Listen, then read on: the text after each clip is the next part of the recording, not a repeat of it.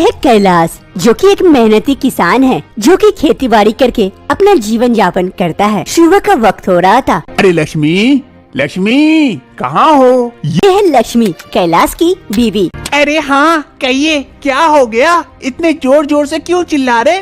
लगता पूरे मोहल्ला को सर पे बुला लिए हैं। अरे कुछ नहीं, वो मैं थोड़ा सा लेट हो गया हूँ, तो तुम गायों को चारा डाल देना, मैं खेत जा रहा हूँ। हाँ हाँ जी ठीक है, आप चाहिए मैं डाल दूंगी।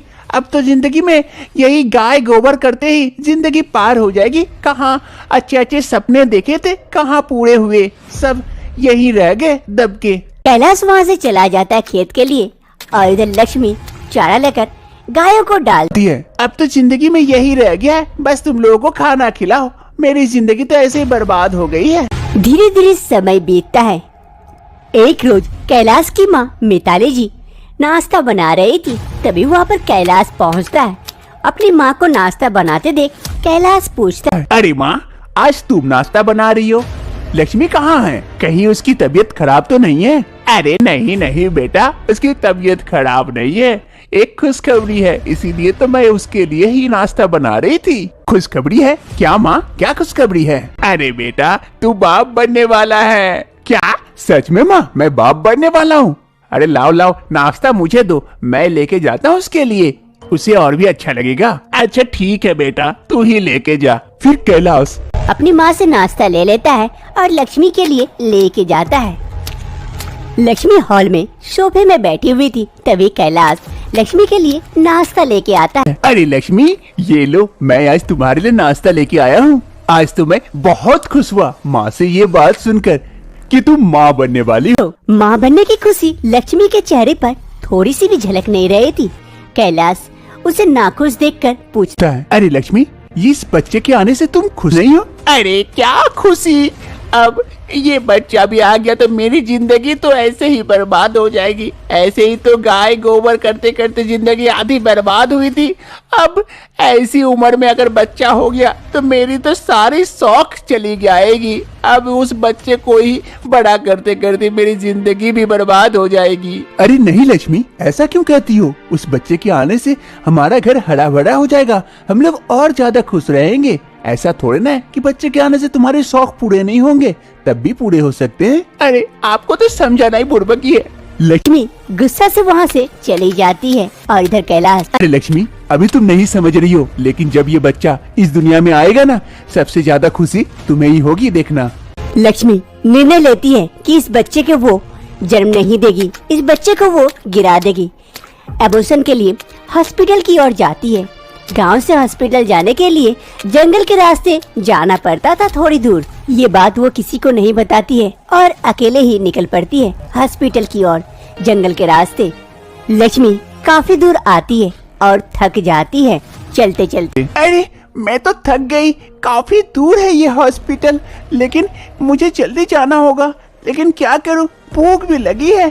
बैग में चेक करती हूँ, अरे मैं तो केला लेके आई थी, वही खा लेती हूँ। यहाँ पर थोड़ी देर बैठ जाती हूँ, फिर चलती हूँ। फिर लक्ष्मी अपने बैग से केला निकालती है जो कि वो घर से लेके आई थी और निकाल कर खाने लगती है, क्योंकि लक्ष्मी को काफी भूख लग गई थी और वो थक भी गई थी। थोड़ी सी जान में जान है। और लक्ष्मी अंतिम केला निकाल के खाने के बाद उसके छिलके को दूर फेंक देती है। वहीं दूर में एक पेड़ के नीचे एक वेदी में बैठकर एक साधु बाबा तपस्या कर रहे थे। वो केला का छिलका आकर साधु बाबा के माथे पर गिरता है, जिससे साधु बाबा का ध्यान टूट जाता है। साधु बाबा काफी गुस्सा जाते हैं। अरे कौन मूर्ख है जो मेरा ध्यान भंग किया? सामने आओ। लक्ष्मी सामने जाती है और साधु बाबा को देखती है। उसके माथे पर केले का छिलका गिरा हुआ था, जिसे देखकर लक्ष्मी हंसने लगती है और साधु बाबा का मजाक उड़ाने लगती है। अरे आप तो एकदम कॉमेडियन लग रहे हैं, जोकर जैसे। और केला का छिलका भी आपके माथे के ऊपर टोपी बन गया है। साधु बाबा को ये बातें सुनकर और भी ज्यादा गुस्सा आ जाता है। अरे मूर्ख लड़की, एक तो गलती करती है, ऊपर से हंसती भी है। माफी मांगने की जगह पर तू मेरा मजाक उड़ा रही है। अरे बाबा जी, अगर आप बीच रास्ते गधे की तरह बैठकर तपस्या करेंगे तो आपकी हालत गधे जैसी होगी ना। अरे मूर्ख लड़की, तू मुझे गधा कह रही है? तेरी इतनी जुल्लत, इतनी अहंकार है तुझे अपने आप में। मैं तुझे अभी श्राप देता हूँ। अरे बाबा जी, ये श्राप बुढ़ाप सब पहले के जमाने में होता था, अभी ऐसा कुछ नहीं होता है जो आप मुझे श्राप देंगे। तू बाबा की तपस्या पर शक करती है? रुक, अभी दिखाता हूँ। फिर वो साधु बाबा गुस्सा जाते हैं, गुस्सा कर लक्ष्मी को श्राप देते हैं। हे ऊपर वाले, अगर तेरी मेरे ऊपर थोड़ी भी कृपा है, मेरा श्राप काम करेगा। ये अहंकारी लड़की अभी तुरंत गधी बन जाएगी जो मुझे गधा कह रही थी। साधु बाबा के ये कहते ही लक्ष्मी धीरे धीरे एक गधी में परिणत हो जाती है। अब लक्ष्मी को अपनी गलती का एहसास होता है। बाबा जी, मुझे माफ कर दीजिए, मुझसे बहुत बड़ी गलती हो गई। आपका मजाक उड़ाना नहीं चाहिए था, मुझे माफ कर दीजिए, मुझे वापस इंसान बना दीजिए बाबा जी। मैं प्रेग्नेंट हूँ, मैं तो हॉस्पिटल जा रही थी, मुझसे बहुत बड़ी गलती हो गई बाबा जी, माफ कर दीजिए मुझे। साधु बाबा को उस लड़की की बातें सुनकर थोड़ी सी दया आती है। वो कहते हैं, देख लड़की, मैं तुझे वापस इंसान तो नहीं बना सकता, तुझे अपनी सजा भुगतनी पड़ेगी। लेकिन जिस दिन तू इस बच्चे को जन्म देगी, उसके बाद तू खुद ब खुद इंसान में बदल जाएगी। तेरा अहंकार टूट जाएगा, तू खुद ब खुद इंसान हो जाएगी। ये कहते हुए वो साधु बाबा फिर से ध्यान मग्न हो जाते हैं और इधर लक्ष्मी जो बन चुकी थी अभी गधी, वो वापस घर की ओर आ जाती है। शाम का वक्त हो रहा था, लक्ष्मी कहीं नहीं मिल रही थी, जिस कारण कैलाश काफी परेशान होकर बाहर खटिया पर बैठा हुआ था। तभी एक गधी अंदर घुस आती है घर के अंदर और कैलाश के समीप जाती है। नैचू, नैचू, नैचू। अरे हट हट हट, बाहर निकल, बाहर निकल। नैचू, नैचू। कैलाश उस गधी को भगाने की कोशिश कर रहा था, लेकिन वो गधी वहाँ से जा नहीं रही थी। तभी कैलाश की माँ घर से बाहर आती है। अरे कैलाश बेटा, अरे ये गधा, अरे कैलाश बेटा, ये गधा कहाँ से तूने पाल लिया?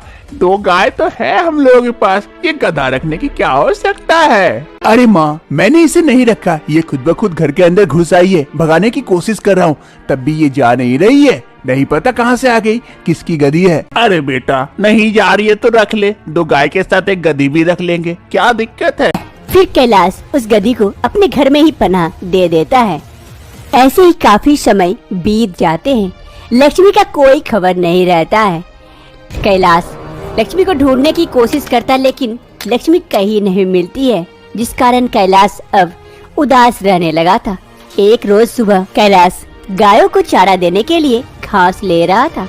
वो देखता है वो गधी काफी दर्द में है और चिल्ला रही है, नैचू, नैचू, नैचू, नैचू, नैचू। अरे अब तुझे क्या हो गया, तू क्यों चिल्ला रही है? एक काम कर, तू यहाँ खटिया पे चढ़ के बैठ जा, मैं तुझे भी चारा दूंगा खाने के लिए। वो गधी खटिया पे चढ़कर बैठ जाती है, लेकिन चिल्लाते रहती है, नैचू, नैचू, नैचू, नैचू। अरे अब मैं कैसे समझूं तुझे क्या चाहिए? रुक, माँ को बुला देता हूँ। माँ, माँ, यहाँ आके देखना ये गधी को क्या चाहिए, तब से चिल्लाई जा रही है।